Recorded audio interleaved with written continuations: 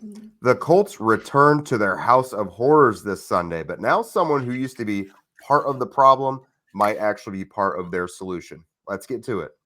You are Locked On Colts, your daily Indianapolis Colts podcast. Part of the Locked On Podcast Network, your team every day.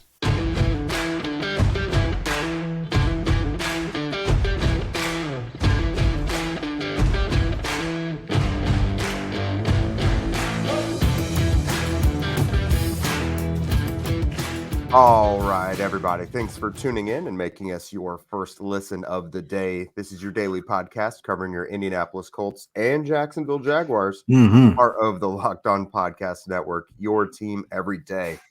And this crossover Thursday episode is brought to you by PrizePicks, which is the easiest and most exciting way to play daily fantasy sports. Go to prizepicks.com/LockedOnNFL and use code in all lowercase Locked On NFL for a first deposit match up to $100.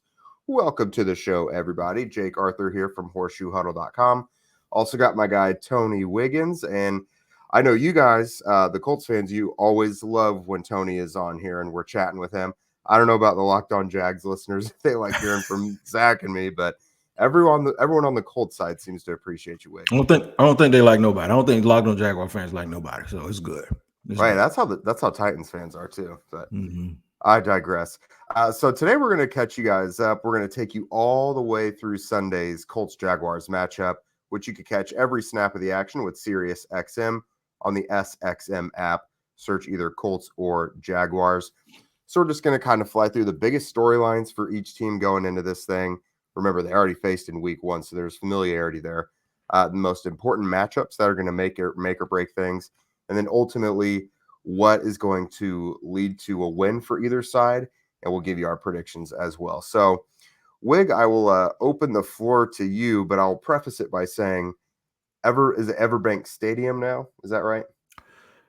It you know what? It went from TIA Bank back to Everbank Field, and they're going to build a new one, so it's going to be something else pretty soon, maybe.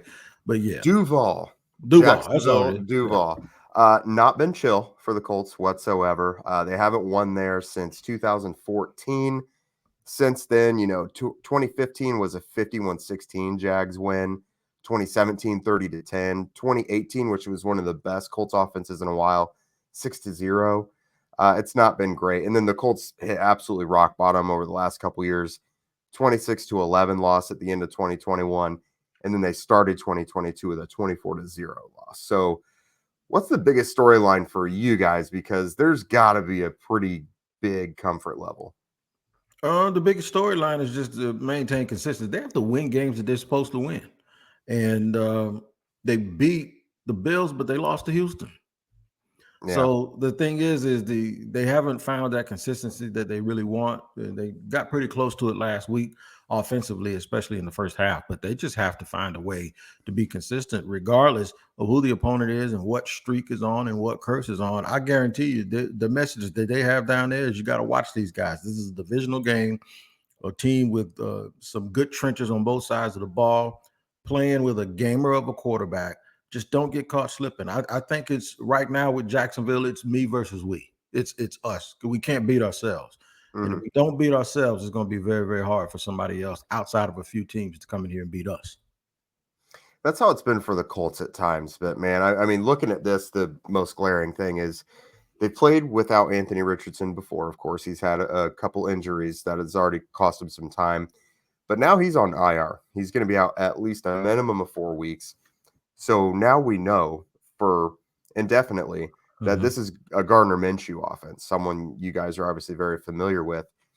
So what is that going to look like, particularly against this defense? Because Shane Steichen doesn't just tailor the offense the same every week. It's very, very dependent on the defense. So we saw how ugly things got for the Colts, for example. Like they couldn't run the ball to save their life in week one. So how are things going to look with Gardner Minshew as the quarterback now? That's kind of what we're looking at. And then something I asked Shane Steichen today, but he kind of downplayed. I asked, is there a different attitude in the building this week? Because again, it's been since 2014 that the Colts have won in Jacksonville. And Gardner Minshew obviously spent a couple years though, started his career there. Is there a, we want to win for Gardner type of thing? Is there any change in attitude? And it was kind of, every new year is a new thing. You can't pay attention to the past type of thing. Yeah. So. Well, it wouldn't do them any good, because one of the laziest things I think you'll probably hear out of somebody's mouth this week is they know Gardner very well. Actually, they don't. He didn't play for them. He played for Urban Meyer. He didn't play for very different quarterback. Yeah, didn't play for Doug Peterson, didn't play didn't play while the defense coordinator was on staff. None of that stuff. So as far as the fans remember the Gardner Minshew, Uncle Rico days and Minshew Mania and all of that stuff. And he'll get a nice applause because he was a bright spot during a rough time. You know what I'm saying? That was when everybody was locked in the house, and also when the franchise was just at an all-time low. So and he was one of the guys that went out and just looked like he was giving it his all every week, even when the team wasn't winning. So there's a nice warm spot, but outside of too much crazy stuff, that's about it. Nobody's gonna want to see him not do well, and nobody's gonna want to see him do good. And that's one of those storylines in this game that probably needs to just not even be existed. What's the biggest things to me is the fact that Richardson isn't there, and because he's not there, that kind of tells you a little bit from a macro perspective what the Jaguar fans have to, and the Colts fans have to watch out for, and that is he has to stay healthy. This is twice already in a rookie season, and everybody always talks about these big quarterbacks. He's 6'4", 250 pounds, and he is not running against guys that are smaller than him. Right. I'm sorry. When you see some of these linebackers and how they are and how big they are, they see him coming. It's not like Derrick Henry, where it's a guy who's trained and has practiced for years protecting himself when he runs. This is a quarterback. And once he sets out as a runner, all those rules that protect him go away. And they're going to chomp on him, and they're going to hit him, and they're going to bang against him. So the biggest thing right now is I was shocked where he was at the beginning of the year. It's too bad we don't see 5-6 weeks in, if he's even improved, to give us an idea of his career track and a little bit of his arc and where he's going. So we won't know that again until next year.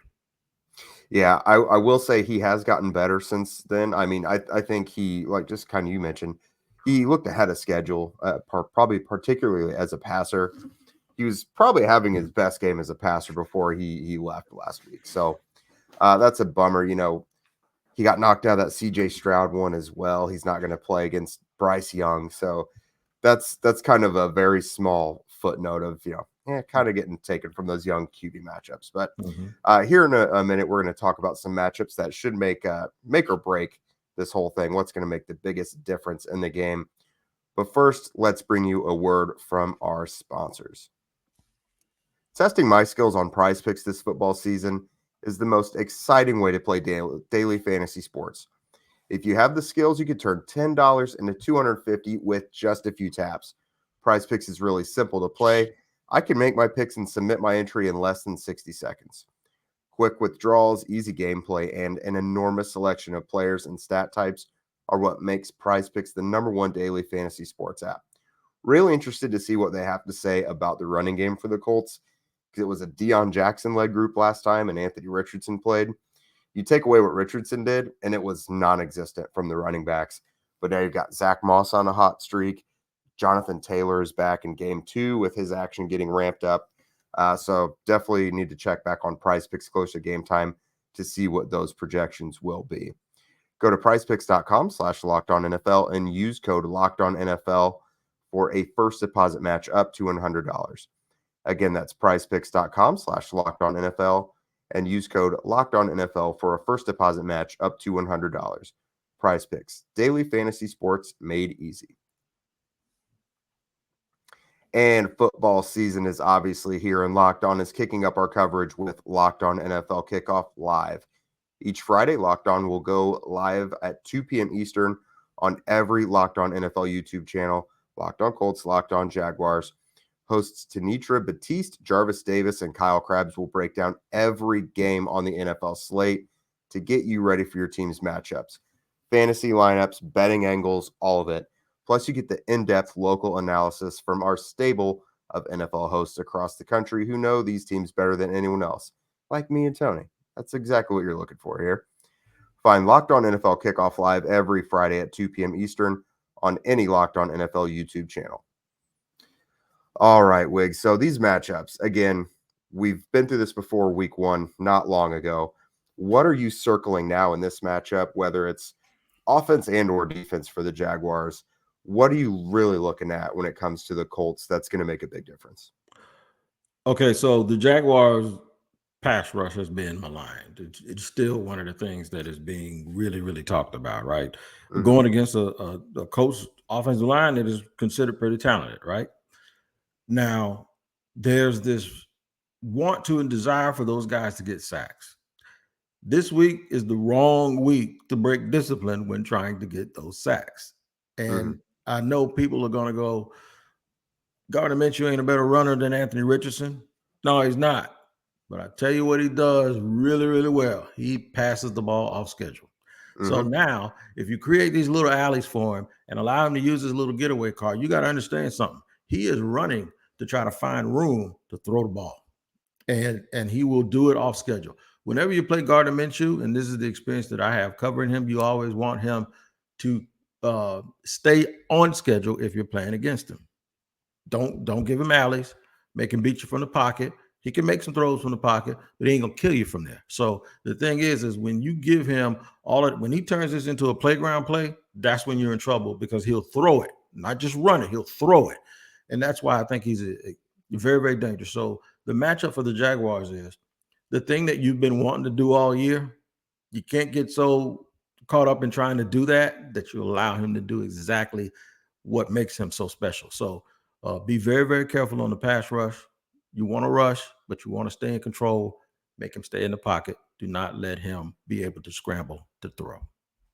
Yeah, it feels like gap discipline for the defense would be pretty important on that one. And I know what you mean. I was been pretty impressed with Minshew in terms of how he is able to scramble and deliver the ball from odd arm angles. He also loves to like pass around guys. He does these matrixy type things all the time. That's just not something you would expect until you actually watch him. So definitely know what you mean there. So for me on the Colts offensive side of it, I really want to see what the tight ends, particularly Drew Ogletree and Kylan Granson, could do against those Jaguars linebackers. They had an okay game last time. Ogletree, one catch for 20 yards and was knocked out with a concussion from the game. But he's back, and he's had a nice, solid little slate of games. I think, seven, he did have 7 catches, almost all of them for first downs at one point. So he's been really productive. Kylan Granson, the first few games of the year, was doing really well, just picking up yards, moving the chains, and things like that. So I think from the Colts' offensive perspective, get those shorter guys, the shorter routes going, because again, with Gardner, the downfield passing game is not exactly unlocked with him. He loves the rhythmic West Coast type stuff. Get the ball, where the defense is offering it. And a lot of times that is going to be the tight ends. And if I'm looking on the defensive side of the ball, DeForest Buckner and Grover Stewart had standout performances back in week one. They've had some quiet moments in the last couple weeks, but just looking at it, it looks like the Jaguars' interior offensive line has still had some struggles in some areas. I'm looking for, I don't want to say a bounce back because they haven't had poor play, but let's have another all-pro type of performance from that package for the Colts. Disrupting Trevor Lawrence up the middle. You have to do something to him because he makes some unreal throws that I'll get to later. But guy, you got to do something to disrupt Lawrence because he is just a magician. Doesn't it seem like these games between the Colts and the Jaguars fall into the coaching cliche of coming down to turnovers? It just seems like the team that is able to protect the football they're also the ones that are able to get out of that arena with a win. And the team that turns the ball over, and that's not earth shattering, right? That's like something that we've all heard since we were playing in Little League. But if there was a perfect game or a perfect series for that, this is it. The Jags and the Colts, because it always comes down to who's able to protect the football, who's able to make obviously kicks and field goals and do all of those little things. So for me also with the Jaguars this week, the thing that they really, really have to watch out for is starting off slow and allowing the coach to get into a rhythm, either with the running game or that short passing game, and using those big receivers on slants and creating second and short or second and mid, and then using the running game or vice versa and continuing to get first downs. Because at some point, even in the game that they played early in this year, the Colts got on a little bit of a run because they were able to continue drives and keep drives going. So that's going to be the thing too. Don't get lulled into this. Okay, we got all day to get it done, and then all of a sudden the coach got all of this confidence, and now you're scrambling. The Jaguars need to try to get off to a really, really good start and put the onus on the coach to try to change the flow of the game as opposed to the Jacksonville Jaguars trying to pick it up late.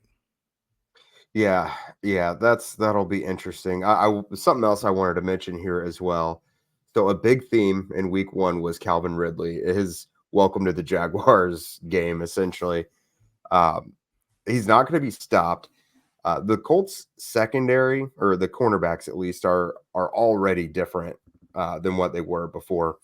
Dallas Flowers out for the year with an Achilles, and Darrell Baker Jr., who was the other starting outside corner, he basically got replaced due to performance. That game wasn't the only poor performance that he had. He kind of slipped up against Houston as well. So now they got 2 rookies starting, Juju Brents and Jalen Jones. Now, those are both 2 lengthy, physical guys who love to harass the ball when it's in the air. I am very interested to see how they respond to this matchup. DeAndre Hopkins did very, very well last week, had a season high with 140 yards. So I don't think Calvin Ridley is going to be stopped by any means, maybe not even contained. But I do want to see if these guys are able to give it more fight than their predecessors were able to back in week 1. And I know a big chunk of that was Trevor Lawrence. Just the throws he was able to make. Him and Ridley already seem to have a pretty good connection. Ridley just converts what Lawrence was able to provide. But both those players were playing lights out. So I want to see how the Colts' young secondary responds. Yeah, I think that's a good one. And one of the things that has kind of haunted Jacksonville, at least until last week, was Trevor getting off to a little bit of a slow start in every game because he was excited. Mm-hmm. But you're right. The game against the Colts earlier this year and this game last week they played against Buffalo, they got Calvin Ridley going early. It's going to come. You're going to see the Jaguars play the hits. You're going to see them go ETN, Ridley, Ingram, and Kirk. Mix in a little Zay Jones if he's healthy, but you may see somebody touch the ball other than those guys in the first quarter, but I guarantee you 98% of those snaps are going to come from those guys before they go to the second running back and the third running back. They're going to play the hits until they get control of the game.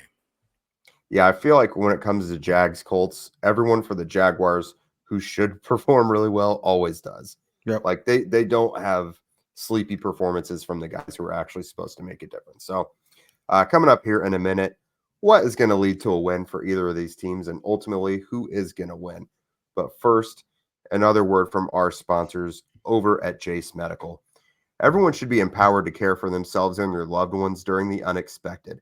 That's why JACE Medical offers the JACE case. The JACE case provides 5 life-saving antibiotics for emergency use and gives you peace of mind so that you're not just hoping that you have access to medication in an emergency. JACE Medical makes sure that you have the medication in hand.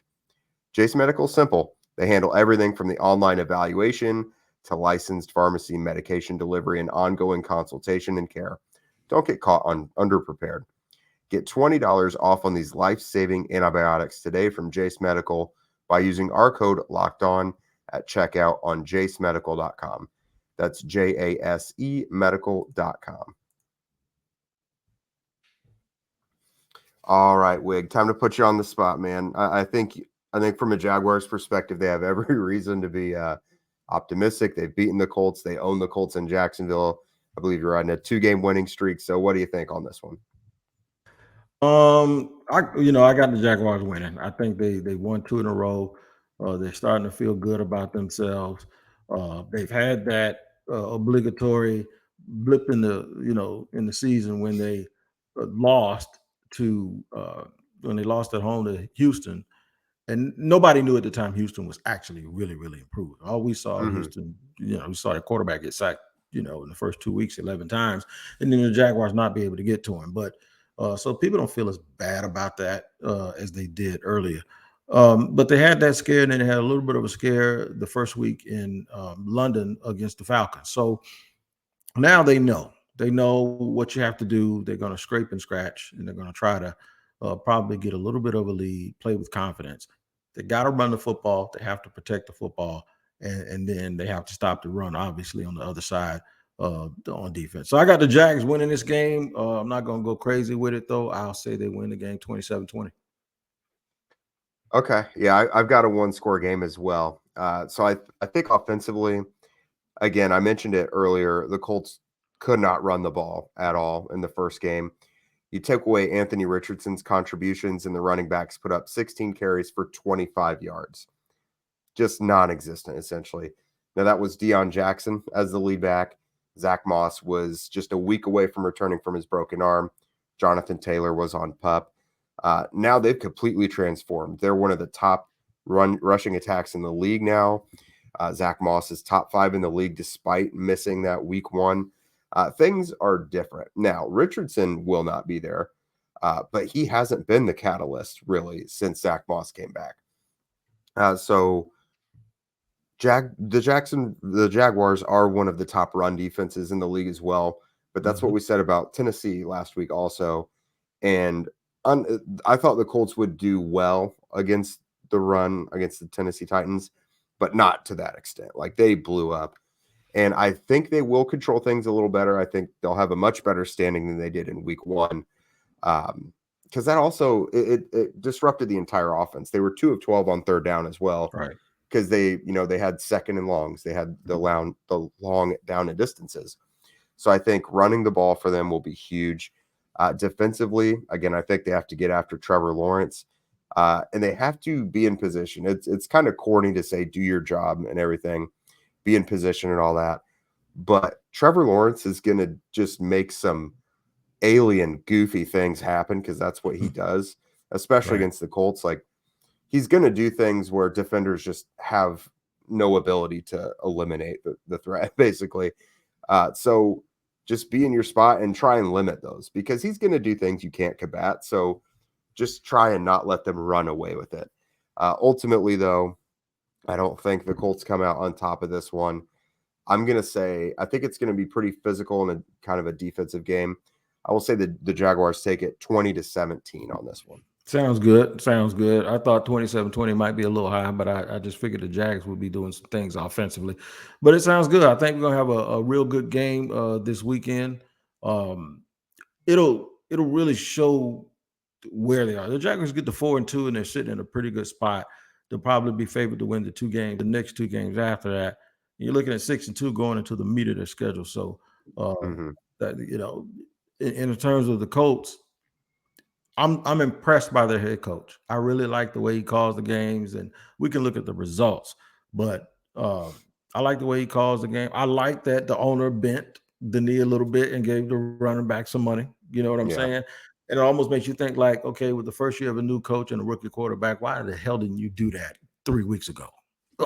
It just kind of drives me crazy a little bit when people, shovel poop on themselves. But we don't care here in Jacksonville. He can keep doing that all day. We want him to keep doing boneheaded things and making those mistakes. Right. So interesting game. It'll be a chance for some guys to really, the Jaguars to get they'll start implementing some guys back. Cam Robinson will be back for a second game.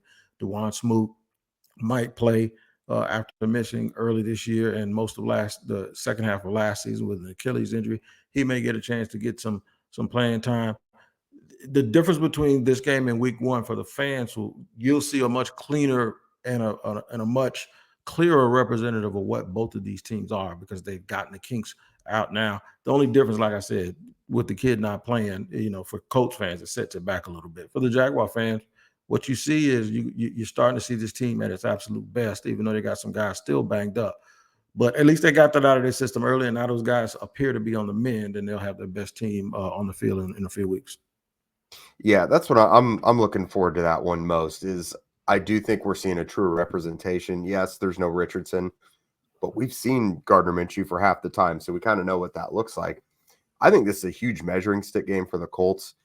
Not even because like winning in Jacksonville would cure all ills of the past or anything like that, but Jacksonville's a really good team. these teams share the lead in the AFC South right now. This would be kind of another statement win. I mean, the Colts already beat, the Ravens. That was a good win. So stacking these type of wins, I think, will be pretty indicative of their trajectory moving forward. I think they will prove to be a pretty impressive young team if they can do that. I know Jacksonville's not like the Super Bowl favorites or anything, but they're definitely, if they don't win the division, they're going to be a wild card team. It's the playoff team. So really looking forward to that.